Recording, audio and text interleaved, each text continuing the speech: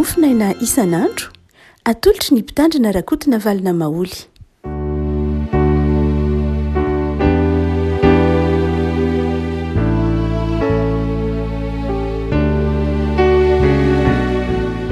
Fanimiraba antsika ariavako malalatra ity talata faharoa ny volana mety ny mofinaina voalahatra ho antsika ny riavako dia ny taratasy nosoratan'i Paoly ho an'ny Tesalonianina voalohany toko fahadimy andiny faharoambin'ny folo ka hatramin'ny andiny iraika amby roapolo.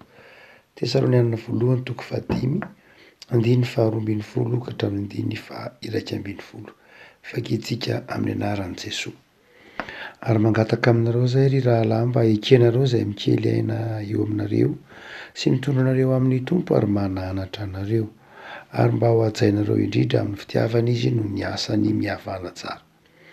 Ary mananatra anareo zay rahalahy, anaro zay tsy mitoetra tsara omeo tokony malemy saina ampahirezony reraka mandefera amin'ny olona rehetra tandremo mba tsy hisy hamana ratsy olona fa miazaha mandrakariva hitady zay tsara na amin'ny namanareo na amin'ny olona rehetra.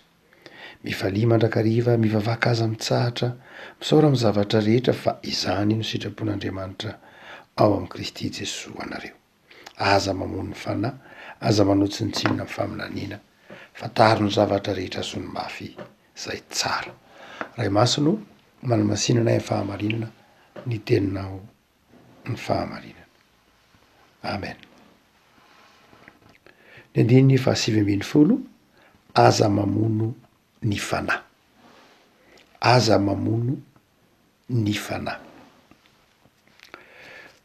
Ny taratasy nosoratan'i Paoly ho an'ny Tesalonianina riavako dia fintina kokoa ary samihafa amin'izay samihafa votoatin'ny taratasy ho an'ny Korintianina na ho an'ny Galatianina na ho an'ny Romanina. Ireto telo voalohany reto, Galatianina, Romanina ary Korintianina, dia saika miresaka fotom-pinoana indrindra moa fa ny Romanina. Ny taratasy ho an'ny Romanina moa dia tena famela-belarana sy famavahana fotom-pampianarana na doctrine mihitsy ny taratasy ho an'ny Romanina. Ny taratasy ho an'ny Korintianina dia mifangaro, misy fanazavahana doctrinal na fotom-pampianarana sy fotom-pinoana, nefa koa misy fampahirezana, misy fanontsinana mihitsy koa ary, misy teny mahery. Misy fitsohana vavolombelona hitantsika eo amin'ny Korintianina. Ny Galatianina dia tena fanontsinana mihitsy zay diso, satria betsaka ireo fampianarana diso zay ahitsy ny taratasy ho an'ny Galatianina. Fa ny Tesalonianina dia tsy mitovy amin'izay mihitsy. Tesalonianina dia taratasy fampahirezana, misy fitsohana vavolombelona fa taratasy malefaka satria endry ny fiangonana tao Korinto raha mitaha amin'ny lehiry telo voalohany indrindra ho an'ny Korintianina sy ny Galatianina dia fiangonana milamina ny taratasy ho ny Korintianina, ny Tesalonianina milamina kokoa, malefaka kokoa ny tenin'ny Paoly dia somary misy enjanainy ara amin'ny fotoana sasany.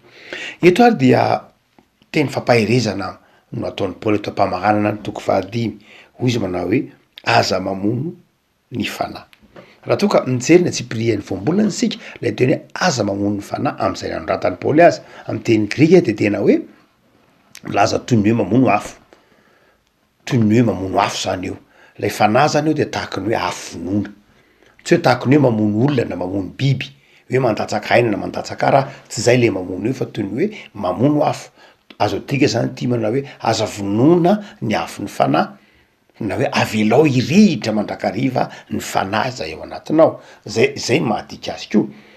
Zany hoe oharina amin'ny afo zany ny fanahy. Tsy de vaovao loatra akory ny fanoharana ny fanahy amin'ny afo. Hitantsika eo amin'ny taratasy nosoratan'i Paoly, hitantsika eo amin'ny asan'ny apôstôly taratasy tantara nosoratan'i Luka, ny asan'ny apôstôly toko faharoa zay andiny fahatelo dia mampitovy ny fanahy masina amin'ny afo, hoe dia nilatsaka ny fanahy masina toy ny lelafo.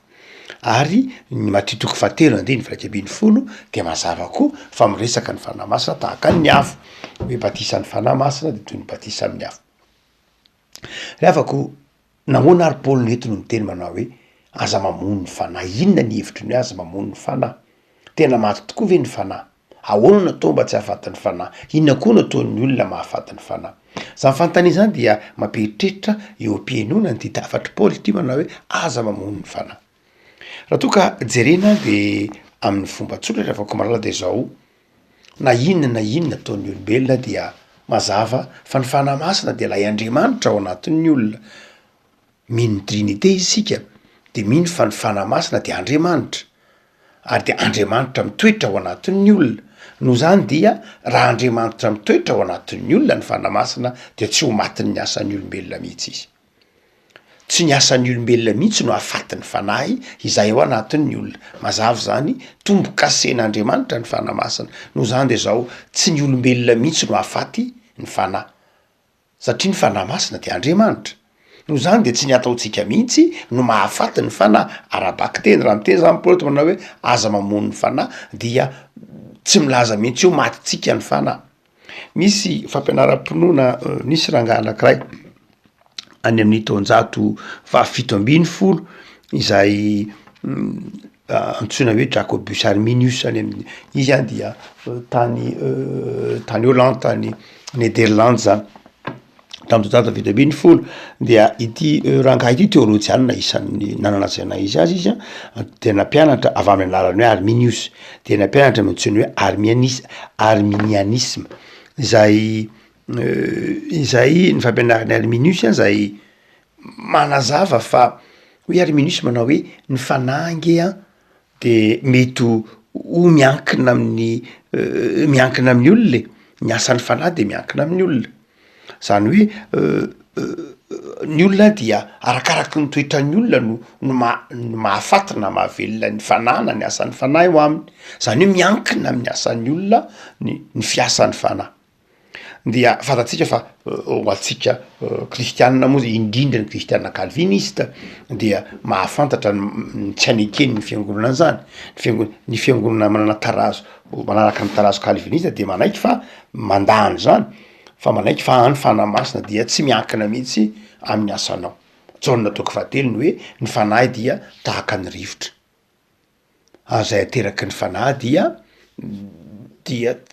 olom-baovao. Ny fanahy dia tsy voafehin'ny olombelona fa manana fahalalahana ny fanahy. Noho zany dia tsy miankina amin'ny asantsika mihitsy, tsy miankina am'izay ataontsika mihitsy no mahafaty na mahavelona ny fanahy. Ary io nahatonga ny lay ataontsika hoe concile lehibe tany Hollande tamin'ny taona 1870 nanameloka amin'ny fampianarany ty antsoina hoe Jacobus Arminius ity, izay nanohitra izay atao hoe asan'ny olombelona miankina amin'ny fanohitra amin'ny asan'Andriamanitra izay. Tsara manamarika amin'ny lafin'ny fotompinoana avako malala marina fa mofinaintsika eto fa tsy tena tsy miresaka fotompinoana lalina. Saingy tsara ihany ahafantarantsika mahampino antsika ny mahasa zay maha izy antsika maha protestanta na maha kristiana na ny maha calviniste koa aza. Satria ny fampianaran'ny Arminius zay nanome ny antsoina hoe arminianisme dia manana teboka 5 na 4 lehibe zay mifanohitra amin'ny fampianaran'ny Calvin. Ohatrany hoe momba ny antsointsika hoe fahalovana tanteraka. Ny fampianarana calviniste na ny fampianaran'ny Calvin zany zay arahantsika protestanta calviniste dia anatiny zany ny hevitsika dia manaiky fa resy lahatra fa ny fahotana de nanimba ny olona manontolo sy ny olona rehetra ary nizanisa. Tsy misy zany ao amin'ny olombelona zavatra tsara fa simba ny fahotana avokoa. Fa ny fampianaran'ny Arminius dia manao hoe apahany ihany tsy tena simba ny olona fa nisy apahany tamin'ny olona ihany, zany hoe misy zavatra tavela ihany ary mitovitovy amin'ny fampianaran'ny Thomas d'Aquin koa io hoe tena misy tsy tena simba akory ny olona fa nisy ihany apahany tamin'ny olona tavela, tsy ny apahany ao anatin'ny olona zany tsy simba tanteraka ny safidin'ny olona fa mbola misy safidy ihany, afaka mbola misafidy manao tsara ihany ny olona. Fa i Calvin manao hoe na inona ataonao de zao lo ny olombelona ary efa tsy ho Jesoa dia simba tanteraka izy. Ny otak'izany koa ny ohatra momba ny antsontsika hoe élection inconditionnelle sy ny élection conditionnelle. Calvin de milaza amin'ny de zao noho izy fahefan'Andriamanitra ny miantso zay tiany atao. Fahefan'Andriamanitra, Andriamanitra ihany ny tompon'ny fiantsoana. Andriamanitra ny mahafantatra zay tiany antsona ary tsy miankina mihitsy am'izay mety ho fahatsaran'ny olona, tsy miankina mihitsy amy toetran'ny olona, fa fahefan'Andriamanitra malalaka Andriamanitra miantso zay tiany antsony, ary tsy hoe tsara de antsony na mendrika de antsony fa izy ihany mahafantatra. Mazava be ny fampianaran'ny Calvin, hitatsika amy Romanina zany, hitatsika eo amy fampianaran'ny filazantsara zany, fa tsy de zay loatra fampianaran'ny Minusme tsy zay ka misy any ny hoe vonjen'Andriamanitra na hoe antson'Andriamanitra satria miankina ihany amin'ny safidin'ny olona lay izy. Zany hoe misy zany olona manaiky izy fa misy fiezahan'ny olona ihany fa tsy hoe asan'Andriamanitra madiodio. Zany dia mahasamy hafa, misy isan-karazany reo mahasamy hafa ny calvinisme sy ny ataontsika hoe arminianisme. Avelatsika any izay fampianaran'izay fa eto any dia izay nanazava fa hotsika manao hoe ny fanahy masina de mety maty. Hoy Paoly eto hoe raha aza mamono ny fanahy masina de mety maty ho Paoly. Raha toa ka jerena arabaky teny, fa raha tena jerena amy soratra masina de zao, tsy lay fanahy masina loatra ny maty ao anatin'ny olona, satria tsy ny fanahy masina loatra ny maty ao anatin'ny olona, fa ny fanahy masina dia ny asan'ny fanahy masina de mety ho maty ao anatin'ny fiangonana. Zay mahatonga ny Paoly eto mitemana hoe aza mamono ny fanahy. Raha miteny zany Paoly eto aza mamono ny fanahy de mitodika amina fiangonana anankiray izy, de ny fiangonana any Tesalonika, ka mety ho maty ny asan'ny fanahy masina ao anatin'ilay fiangonana. Ny fanahy masina tsy maty ao anatin'ny fon'ny olona, ny fanahy masina tsy maty ao anatintsika satria tsy miankina amintsika, tsika tsy manaraka amin'ny fampianaran'ny Arminius. Tsy hoe ny fihetsika no nahafaty ny fanahy masina hoe sanatria ndeha vonoko ny fanahy masina de sanatriany zany de misotro toaka de maty, tsy zay loatra, tsy ohatry zany fanahy masina tsy zany. Ary nataon'Andriamanitra io zany mihitsy mba ahavoavonjy atsika. Tsy amin'ny alalan'izay mety ataotsika no hahafaty ny fanahy masina ao anatintsika, fa mety maty kosa ny asan'ny fanahy masina ao anatiny antsoiny hoe fiangonana. Ary dia zay no hahafatry Paoly eto zany. Tsara zany manamarika fa raha miteny eto manao hoe aza mamono ny fanahy dia eny tokoa mety maty lay fanahy zany, fa tsy lay fanahy masina ao anatiko na ao anatinao na ao anatintsika akory. Iny any dia velona mandrakariva iny, asan'Andriamanitra iny, Andriamanitra iny ka tsy ho faty mihitsy. Nataon'Andriamanitra ho zay, nataon'Andriamanitra tsy ho miankina amin'ny fahefantsika zany, fa mety maty kosa ny asan'ny fanahy masina ao anatin'ny fiangonana. Dia raha ohatra ary ka mijery tsika ry afaka malala, ndeha raha isy na lay ohatra atao amin'ny Paoly io, ndeha raha isy na lay sary anehoan'ny fanahy masina ny amin'ny hoe tahaky ny afo izy. Raha ataovy hoe manana afo miredareda anankiray ianao, ataovy hoe mahita afo miredareda anankiray ianao, de ina nataonao mba hampiredareda an'ilay fanahy ny marimarina kokoa, andeha avadika le fanontaniana, ahoana nataonao mba hahafaty an'io afo miredareda io, ina nataon'ny olona mba hahafaty an'lay afo miredareda mba hatakaratsika ny aza mamono ny fanahy. Voalohany de zao esoronao ny kitay, na raha ohatra ka kitay izy na charbon, de esoronao lay fandrehitra, lay kitay zany, esoronao lay fandrehitra de maty ho azy ny afo. Esoronao ny kitay, ny fandrehitra de maty ny afo. Na koa eo ihany lay fandrehitra, fa ino no ataonao saromanao lamba izy na totofanao tany izy de maty. Zany hoe tsy avelanao azo rivotra na oxygène izy. Rehefa na eo aza lay fandrehitra, lay kitay zany, na lay charbon na lay taratasy na zay ataonao fandrehitra eo, dia rehefa saromanao lamba izy ka tsy omenao rivotra, tsy omenao oxygène de zao maty ihany izy. Ary ny fahatelo de zao na eo aza lay fandrehitra, eo lay kitay, eo lay oxygène na lay rivotra mitsoka tsara, fa zao rehefa tobasanao rano de maty ihany. Zany hoe tobasanao rano, ampangatsiahanao, ataonao mangatsiaka velona de maty ihany io. De tahak'izay lay sary raisina amin'ny fomba tsotra ny hoe roviana ny maty ny fanahy ao anatin'ny fiangonana na maty ny asan'ny fanahy ao anatin'ny fiangonana, dia reo zavatra anankitelo reo ihany. Miverina ao anatin'ny taratasy ny soatan'ny Paoly ho an'ny Tesalonianina ary sika amin'ny andininy faharoa ambin'ny folo ka hatramin'ny andininy faha-raika amby roapolo zay voalaza teo, ny hoe aza mamono ny fanahy. Inona natao mba hahavelona ny fanahy, ary inona nataon'ny olona koa mba hahafaty ny fanahy. Mazava io teneniny Paoly io manao hoe aza manao tsinotsinona ny faminaniana. Le avako zava-dehibe a ny hoe ny faminaniana ao anatin'ny fiangonana. Zava-dehibe ny faminaniana ao anatin'ny fiangonana. Ny atao hoe faminaniana de filazana ny tenin'Andriamanitra.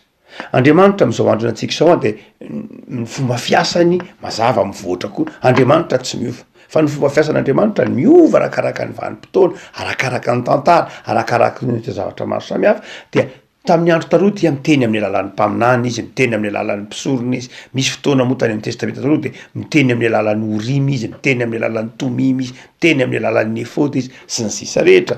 Fa am'izao andro antsika zao kosa de miteny amin'ny alalan'ny soratra masin'Andriamanitra. Ary ny faminaniana de izao tsy afa-tsy akory fa ny toroteny. Ny toroteny ao anatin'ny fiangonana, ny fampianarana ao anatin'ny fiangonana antsoina hoe faminaniana. Ino ny faminaniana am'izao andro antsika zao? Raha metra-panontaniana za manao hoe mbola misy avy ny faminaniana ao anatin'ny fiangonana? Ny valiny eny. Inona ny faminaniana ao anatin'ny fiangonana? Ny toroteny, ny fampianarana. Iza ny mpaminany? Ny fiangonana. Mitoroteny de mpaminany ny fiangonana. Ny toroteny ny fiangonana ny faminaniana. No zany dia eo zany no raha mitenitsika hoe mamono ny fanahy de zao ny fanaovana tsinotsinona ny faminaniana. Misolo toerana ny faminaniana am'izao androntsika zao zany de zao ny toroteny ary koa ny sakramenta. Ny sakramenta zaray. Anankiray am'zay zava-dehibe maha-izy azy ny fiangonana zany. Asan'ny fanamasina anatin'ny fiangonana ny faminaniana sy ny fizarana ny sakramenta. Fa ny zava-dehibe koa amin'ny asan'ny fanamasina ao anatin'ny fiangonana dia ny fanomeza toerana reo ministera maro samihafa. Ao anatin'ny fiangonana dia misy karazana ministerana fanompoana. Ho antsika zay ataontsika hoe réformé de mazava be mihitsy fa misy karazana ministera ao. Ny ministeran'ny ny pasteur na ny mpitondra fivavahana izay mitoro ny tenin'Andriamanitra. Mitoro ny tenin'Andriamanitra sy mizara ny sakramenta. Ny antsoina hoe mitoro ny tenin'Andriamanitra de milaza ny hevitry soratra masina io amin'ny fotoana ankehitriny, amin'ny toerana ankehitriny. Zay no antsoina hoe mitoro teny. Fa ao ministera mpampianatra teolojia, ny ministera mpampianatra teolojia de miaro ny fotom-pampianaran'ny fiangonana ho marina sy mahitsy. Zay ny teolojianina. Tsy zay rehetra nianatra teolojia akory no afaka miaro ny fotom-pinoana ny fiangonana, fa be dehibe reo teolojianina izay nampivily ny fampianaran'ny fiangonana. Ny resaka manokana teo any Jacobus Arminius any amin'ny taona 770 arakaraka teo fotoana 870. Fa tena misy zany olona petraka ny fiangonana hoe reto no mpampianatra miaro ny fotom-pampianarana, miaro ny fampianarana tena izy ao anatin'ny fiangonana, miaro ny fahamarinan'ny tenin'ny fotom-pampianaran'ny fiangonana. Zay mpampianatra teolojia. Samy hafa amin'ny hoe ity ny pasteur dia ilay mitoro ny tenin'Andriamanitra. Ny mpampianatra kosa de ilay mandalina, ilay miaro, ilay milaza hoe diso zany fampianarana zany, fananaka amin'ny soratra masina izany, fanohitra ny fotom-pampianarana izay nitezany zany. Fa ny fahatelo de zao ny ministeran'ny diakonina, ary ny faefatra de ministeran'ny olona. Ary itsika moa teorina misy ministera hafa tsika zay mampiavaka atsika, misy ministeran'ny mpiandry, misy ny ministeran'ny masery, zay hitantsika anatin'ny Efesekieman-daholo zany. Fa ny asan'ny fanamasina ny mampisy ireny ministera ireny. Ny asan'ny fanamasina no mahavelona ireny ministera ireny. Amin'ny fotoana zay tsy anaovan'ny olona nday ny asa fanompoana ireny de mamono ny fanahy izany.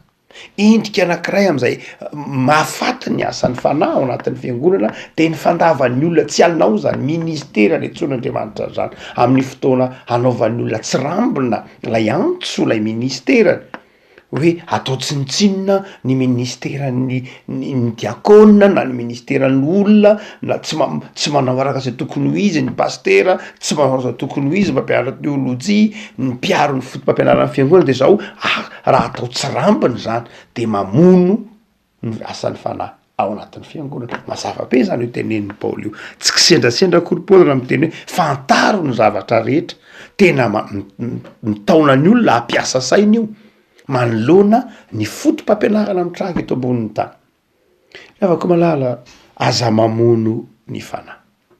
Raha toa ka somary mandeha lavidavitra kely isika dia inona moa zany iverenantsika lay ohatra ny raisitsika tary am-piandohana manao hoe inona nataon'ny olona mba tsy hahafaty ny fanahy ao anatin'ny fiangonana, inona nataon'ny fiangonana mba havelona ny afon'ny fanahy ao anatin'ny fiangonana, mba tsy hahatonga ny afon'ny fanahy maty ao anatin'ny fiangonana, de inona ny ataony. Mazava be mihitsy raha ohatra ka lay ohatra ny raisitsika hoe kitay mirehitra de zao ny hafanana zay mahatonga ny kitay afaka irehitra na fandrehitra afaka irehitra de zao ny fanahy masina.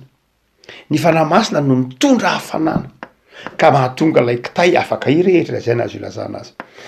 Ny fanahy masina no mitondra hafanana ka mahatonga ny fiangonana hanana fireheta-po iain'ny tenin'Andriamanitra.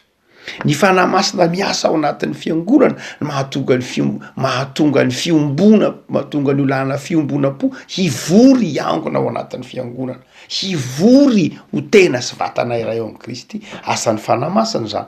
Ny fanahy masina zany zay miasa mahery eo amin'ny isam-batan'olona, no mahatonga miteraka hafanana ao anatin'ny olona, ka mahatonga ny mpino afaka mifanatona hoe ndeha tsika nome voninahitra an'Andriamanitra, ndeha tsika iaraha mivavaka. Iny lay resantsika atao hoe hafanana. Fa ny faharoa zay ataovitsika hoe inona moa zany lay fandrehitra, hotsika hoe kitay lay fandrehitra, fa inona lay fandrehitra lay ao anatin'ny fiangonana. Ny fandrehitra ao anatin'ny fiangonana na eo ny hafanana mivory miombona, fa inona lay fandrehitra tahaka ny kitay de zao ny tenin'Andriamanitra sy ny sakramenta. Na vory avokoa raha ny fepetra rehetra ka tsy eo lay fandrehitra de zao tsisy afo mirehitra mihitsy ao. Na maina tahaka n'inona aza ny toko, maina tahaka n'inona aza ny toerana zay andretana ny afo rehefa tsisy kitay eo na tsisy charbon, tsisy ninina. Lay fandrehitra zany de zao tsy inona tsy akory fa ny toriteny, ny fampianarana, ny fizarana ny sakramenta. Rehefa reo no atao tsinotsinona de zao mazava ho azy maty ny asan'ny fanahy ao anatin'ny fiangonana. Rehefa ireo no atao ho amaivanina tsy niavana, ary mitrango zany tiavako malala am'izao taonjato enatsika izao, am'izao taonjato enatsika izao de zao betsaka ny fiangonana mangatsika. Satria nahoana? Satria tsisy hafanana intsony. Betsaka ny fiangonana mangatsika satria tsy mazava intsony ny toeran'ny tenin'Andriamanitra sy ny toeran'ny sakramenta. Karazam-pampianarana hafahafa indraindray tsy miainga amin'ny tenin'Andriamanitra, karazam-pampianarana malaladalaka indraindray, ary manimba ny fiainan'ny fiangonana mihitsy ny ataontsika hoe fampianarana zay entin'ny modernisme. Manimba ny fiangonana ny ataontsika hoe ny conservatisme fotsiny, hoe ity foana, fa manimba ny fiangonana koa ny modernisme.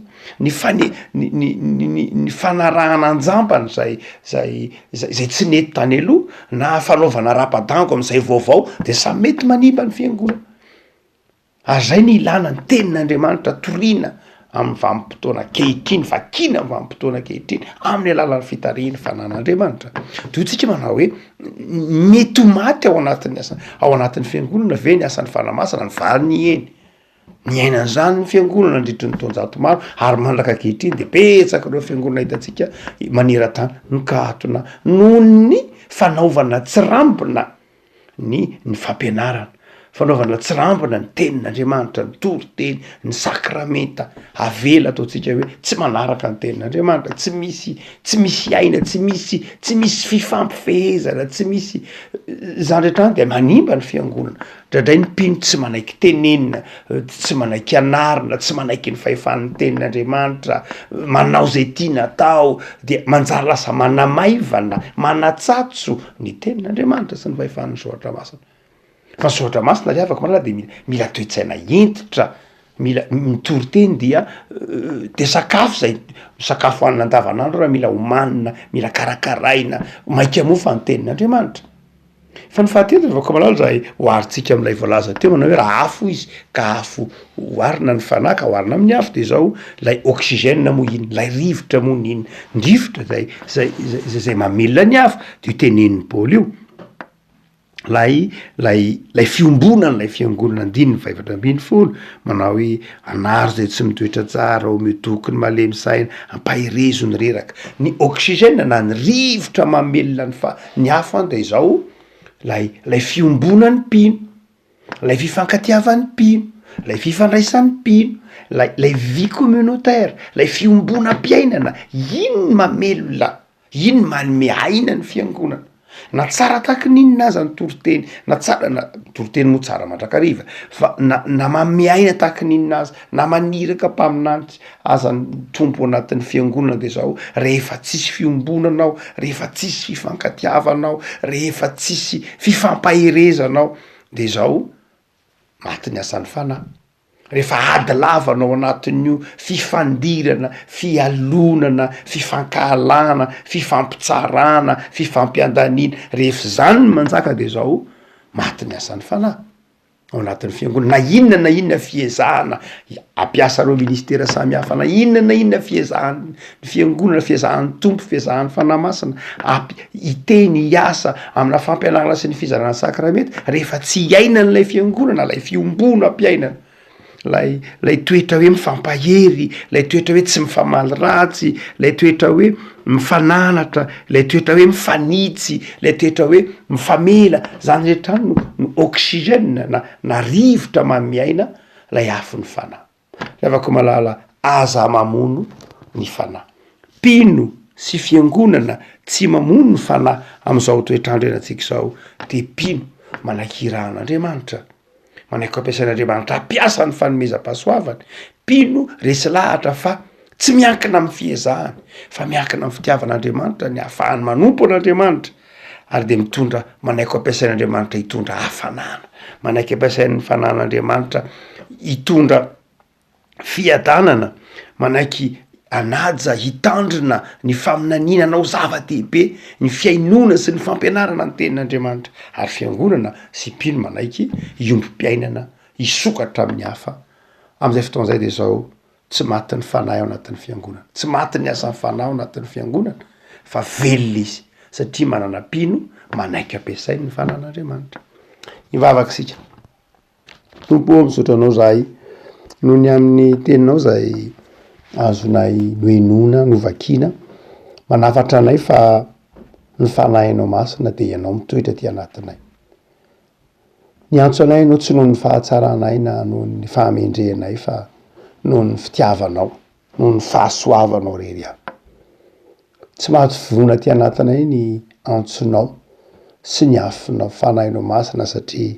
Andriamanitra velona ianao fandrandray tompo de azo ny fakapanahy zay ka malaina mampangina ny fanahinao masina ka mahatonga ny fahafatesan'ny fanahy ny fahangina ny fanahinao eo anivon'ny fiangonana tompo misaotra anay ianao fa misotranao zay efa mampitandrina anay ianao mba tsy ho faty ny asan'ny fanahy ao anatin'ny fiangonana zay nomenao anay hitezana sy hifampitezanay de ataovy mafana fo zay tompo amin'ny fiainona ny teninao amin'ny fanajana ny fahamasina ny sakramety zay famataranay tamaso ny fanoloran-tenanao amonjy anay indrindra tompo ataovy mafana fo koa zahay amin'ny fiombonam-piainana eo anivon'ny fiangonana eo anivon'ny fiarahamonina zay misy anay mamela anay tompo raha toka mampangatsika ny asan'ny fanahy zay amin'ny fahalainanay